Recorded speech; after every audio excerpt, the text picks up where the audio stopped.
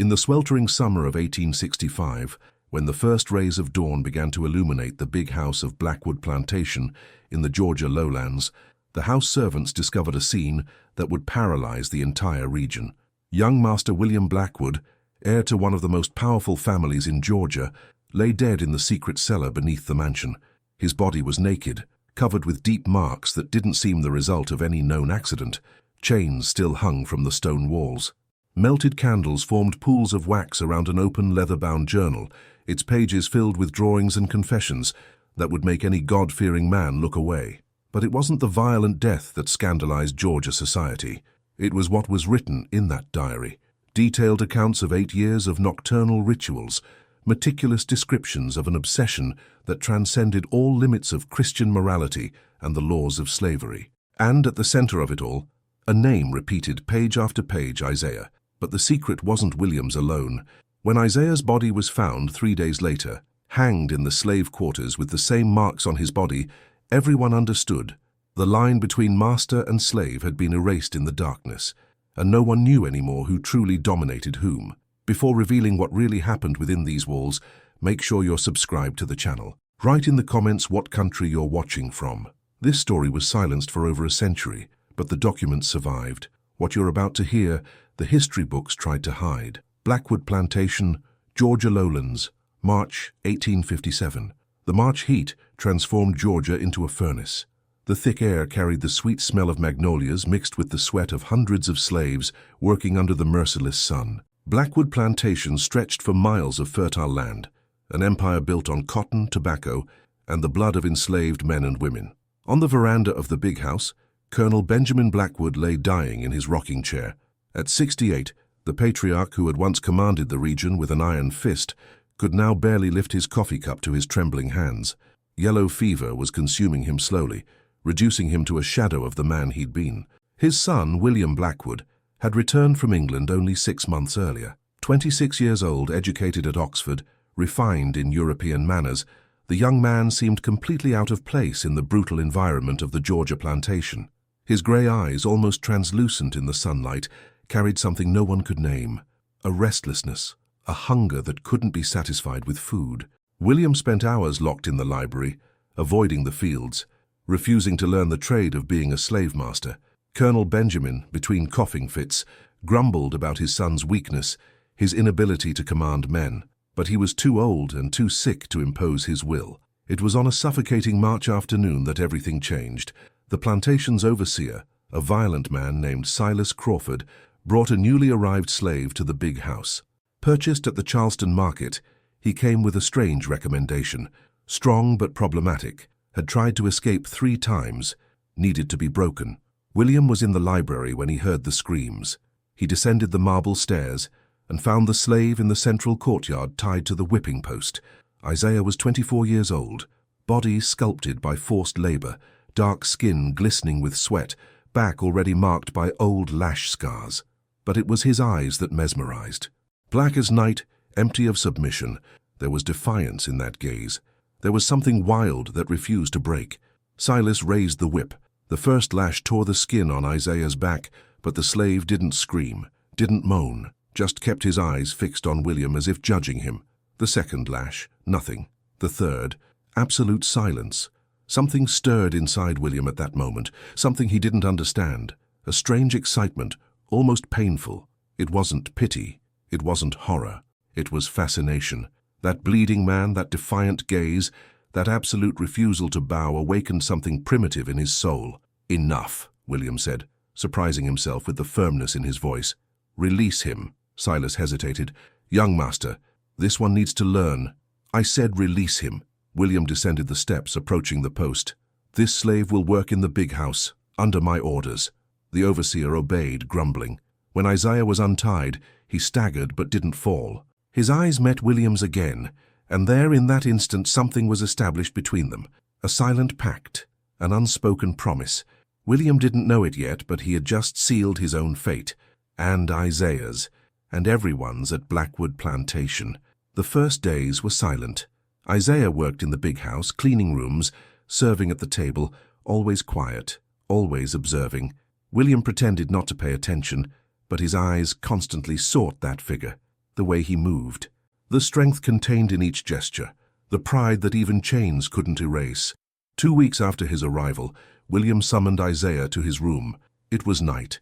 The plantation slept under the Georgia moon. Only crickets broke the silence. When Isaiah entered, William was seated at his desk, pretending to read a book. "Can you read?" he asked without raising his eyes. "No, master." "Liar." William finally looked at him. "I've seen how you observe the books in the library. It's not with the curiosity of an ignorant man. It's with the hunger of someone who has tasted and been forbidden." Isaiah didn't respond, but something changed in his face. A crack in the mask of indifference. "My former master taught me," he finally admitted, "before he died. Then it was forbidden." William grabbed a book from the shelf. Rousseau, The Social Contract. "Read to me." Isaiah hesitated, but took the book. His voice was deep, controlled, each word pronounced carefully. William closed his eyes, letting himself be carried by that voice discussing freedom while coming from a man in chains. The irony was cruel and exciting. Thus began the nights. Isaiah read. William listened.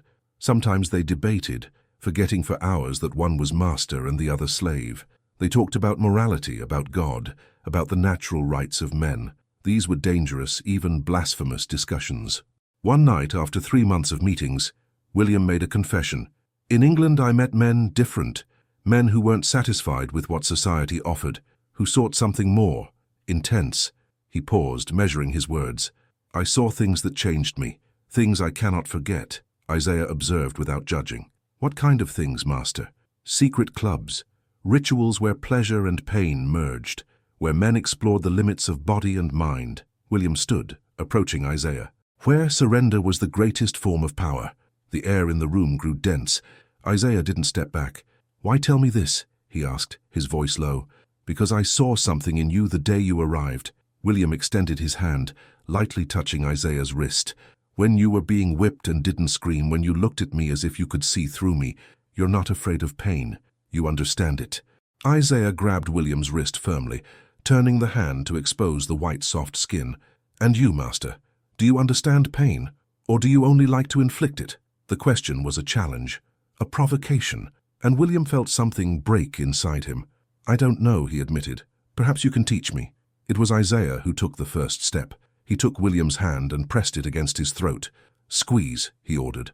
William obeyed, feeling the racing pulse under his fingers. The power, the vulnerability, the surrender. "Harder," Isaiah whispered, his eyes never leaving William's. And there, in that suffocating room of the big house, the roles began to reverse. Who really controlled whom? Who was the master? Who was the slave? That night they crossed a line they could never return from, and on the other side of the door, Martha, the oldest house servant on the plantation, listened to every word, every breath, every silence. During the following months, William ordered a secret cellar built beneath the big house. Officially, it would be a wine cellar for European vintages. In reality, it was a sanctuary for his nocturnal rituals. Cold stone walls, chains attached to wooden beams, black wax candles imported from London, a chest filled with instruments William had brought from Europe, leather straps, forged iron shackles, whips of different thicknesses, each designed to produce a specific sensation. Martha observed everything. A 50-year-old woman born on the plantation, silent witness to 3 generations of Blackwoods. She knew how to keep secrets, but this one was different. This one could destroy the entire family. Every night, after midnight, Isaiah descended to the cellar. Martha saw the candlelight flickering through the door cracks.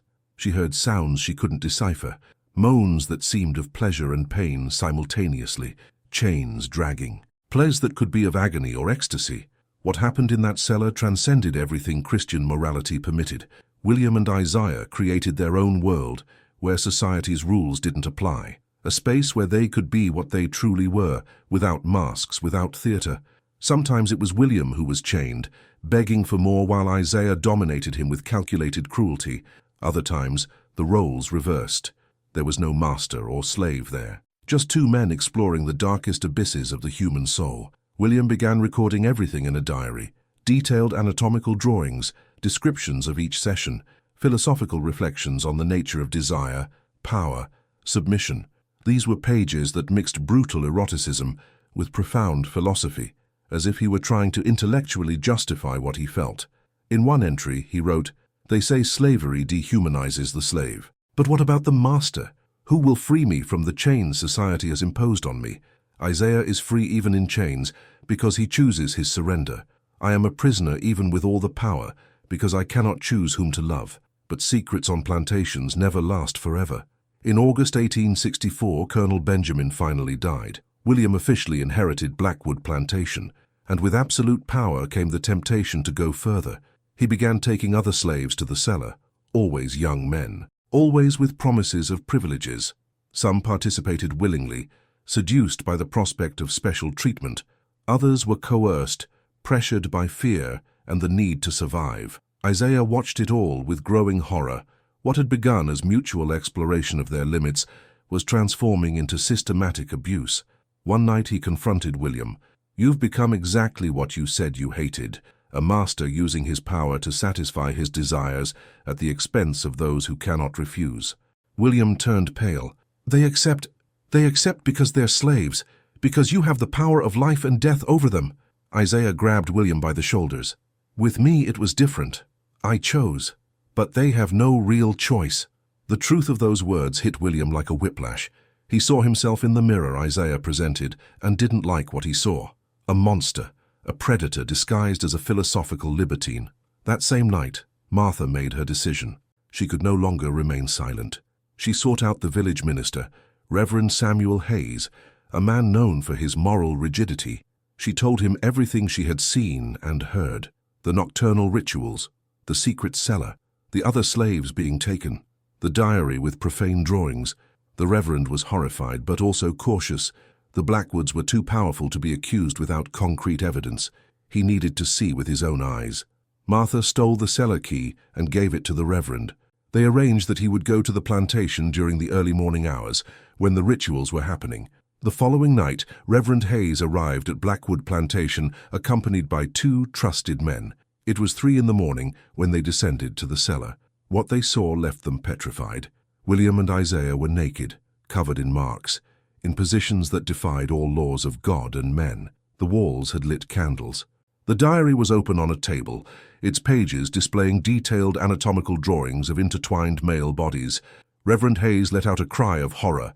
William and Isaiah turned, their faces expressing not shame, but defiance. "Blasphemy! Sodomy! Abomination!" shouted the Reverend, making the sign of the cross repeatedly. And so the secret William and Isaiah had kept for 8 years was exposed to the cruelest light. From that night on, nothing would be silent anymore. The news spread through the region like fire in a dry cotton field. The Blackwood Heir, involved in heinous practices with his slaves, a scandal that shook all of Georgia society. Reverend Hayes demanded that William be arrested and tried, but the authorities hesitated. The Blackwoods had too much influence. Judges owed favors to the family. Politicians depended on their financial support. While the powerful decided what to do, social pressure intensified. Neighbors refused to greet William. Merchants wouldn't do business with the plantation. The church threatened excommunication. William locked himself in the big house, refusing to see anyone except Isaiah. He spent his days writing in his diary, page after page of increasingly desperate confessions. "They call me a monster, perhaps they're right. Perhaps. But what name will they give to the world that created me? A world where men can own other men but cannot love whom they choose. A world that accepts whipping a man to death but condemns the touch of 2 souls that recognize each other." Isaiah, meanwhile, faced the fury of the other slaves. They accused him of witchcraft, of having bewitched the master. Some envied him for the privileges he'd received. Others despised him for having lain with the oppressor. One night, a group of slaves surrounded him in the quarters. They wanted their own justice. Martha interfered, using her authority as the oldest house servant to disperse the group. Afterward, alone with Isaiah, she said, "You need to escape. Tonight. There's a network of abolitionists who help slaves reach the north. I can put you in contact." Isaiah shook his head. "I can't leave him. Not now." "Then you're more foolish than I thought," Martha replied. "That man dragged you to hell with him."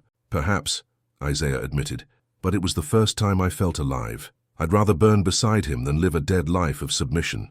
That same week, the official order arrived. William would be committed to an asylum in Savannah on charges of moral insanity. The plantation would be sold to pay debts. All slaves would be auctioned. The night before his removal, William called Isaiah to the cellar one last time. The candles were lit, but there were no chains, no rituals. Just two men sitting on the cold stone floor. "I'm sorry," William said. "I'm sorry for everything I did to the others. You were right. I became exactly what I despised. And I'm sorry for having loved you," Isaiah responded. "But I don't regret it." William smiled sadly. "Love, we never used that word before." "Because it was too dangerous," Isaiah said. "It transformed what we did from sin into something sacred, and we couldn't admit that." They embraced for the last time. And there, in that cellar that had witnessed so much pain and so much pleasure, they made a final pact. "I'm not going to the asylum," William declared. "I won't spend the rest of my life locked up, drugged, declared insane for loving whom I chose. And I won't be sold like cattle," Isaiah affirmed. "I won't serve another master." They both knew what that meant. There was only one way out, one that would ensure they died on their own terms. William went to the chest where he kept his instruments, but this time he didn't take chains or whips. He took a small bottle of dark glass, laudanum mixed with arsenic, poison he'd brought from England, saved for emergencies. "Will it be quick?" asked Isaiah. "No," William admitted, "but we'll be together." They drank together, sharing the bottle. Then they lay on the floor, side by side, fingers intertwined. The candles flickered, casting dancing shadows on the stone walls. The pain began slowly, then intensified. Convulsions, sweat, blood dripping from the corners of their mouths. But they didn't let go of each other's hands. With his last moments of consciousness, William dragged himself to the wall. With his own blood, he wrote his final words, "I die loving what the world commanded me to hate." Then he returned to Isaiah's side. His last words were a whisper, "In the next life, will we be free?" "We already are," Isaiah responded, squeezing his hand tightly. "Now finally we already are." When Martha found them at dawn, they were embracing, their bodies already cold. The candles had gone out, but on their faces was something she never expected to see: peace. The authorities tried to suppress the scandal. They officially declared that William had died of yellow fever, the same disease that killed his father. Isaiah's body was buried in a common grave, without ceremony, without a headstone. Reverend Hayes ordered the cellar to be sealed and blessed. He demanded that all objects found there be burned, including William's diary, but Martha acted first. The night before the burning, she entered the cellar and took the diary. It had almost 300 pages, intimate confessions, detailed drawings, philosophical reflections. It was complete proof of everything that had happened within those walls. Martha knew that document was dangerous. It could destroy reputations, ruin families, but it was also the only truth that remained, the only voice William and Isaiah still had. She hid the diary in a trunk, wrapped in fabrics protected from humidity, and she waited. Years later, in 1865, when the Civil War ended and slavery was abolished throughout the United States, Martha was a 60-year-old free woman. Blackwood Plantation had been sold and resold several times. The new owners knew nothing of its dark past. Martha returned to the plantation one last time. She descended to the cellar that had remained sealed for decades. The inscription on the wall, written in blood, was still visible, though faded. "I die loving what the world commanded me to hate." She then decided it was time. She gave the diary to a young abolitionist lawyer in Savannah, with a single instruction: publish this when the world is ready, no matter how long it takes. The diary passed through several hands over the decades. Excerpts were published in progressive newspapers at the turn of the 20th century. Scholars studied it as evidence of the complexity of power relations during slavery. Activists cited it as proof that LGBTQ+ history existed long before the term was invented. In 1950, a historian found the complete diary in a forgotten archive in Savannah. He read every page, studied every drawing, and was impressed not only by the sexually explicit content, but by the philosophical depth of William's reflections.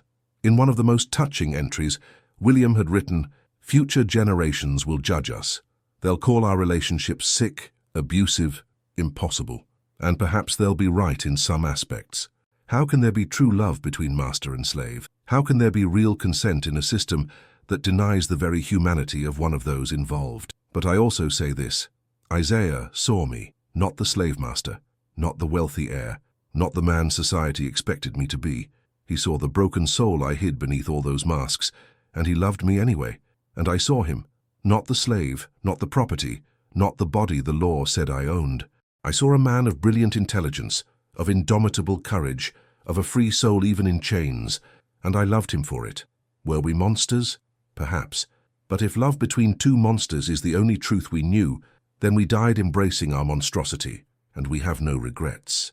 Today, more than a century and a half later, the story of William and Isaiah continues to generate debate. Some see it as an example of transgressive love that defied all conventions. Others interpret it as a demonstration of the horrors of slavery, where even the most intimate feelings were contaminated by the imbalance of power. Blackwood Plantation still exists, transformed into a museum. The secret cellar has been restored and opened to the public. The chains still hang on the walls, the blood inscription has been preserved under glass, and thousands of visitors come every year to see the place where two men chose to die together rather than live apart. William's diary was finally published in full in 2010, with a preface by historians and psychologists who contextualize its complexity. It's required reading at several universities, studied both for its historical importance and its unresolvable ethical questions. And in 2015, after years of campaigning by local activists, a headstone was finally placed at the location where Isaiah is believed to have been buried. On it, a simple inscription: Isaiah, born a slave, died free. His story will not be forgotten. The line between master and slave was erased in the darkness, and when the light returned, no one knew anymore who dominated whom. But perhaps this confusion of roles, this impossibility of categorization, is exactly the legacy William and Isaiah left. Proof that humanity always escapes the categories we try to impose. This story forces us to confront uncomfortable questions that have no easy answers. Can true love exist in a relationship built on absolute power imbalance? Where does exploitation end and consent begin when one person has the power of life and death over another? Was William a man who defied the norms of his time, or a predator who used his power to satisfy desires? Was Isaiah a victim, or an active participant? Can someone in slavery really choose? The truth is that the story of William and Isaiah doesn't fit into simple categories of right or wrong, victim or villain, love or abuse. Like every real story, it exists in the gray zone that makes us uncomfortable precisely because it forces us to think. And you? Would you have the courage to love against all the rules? Would you have the courage to die for that love? Or do you recognize that some rules exist to protect us from ourselves? Leave your opinion in the comments. Share this video with someone who isn't afraid of complex stories, and subscribe to the channel for more accounts that official history tried to erase. Because history is not made only of heroes and villains, it's made of imperfect human beings, making impossible decisions, living in systems that imprison them in ways they cannot always see, and sometimes the shadows hold more human truths than the light ever revealed.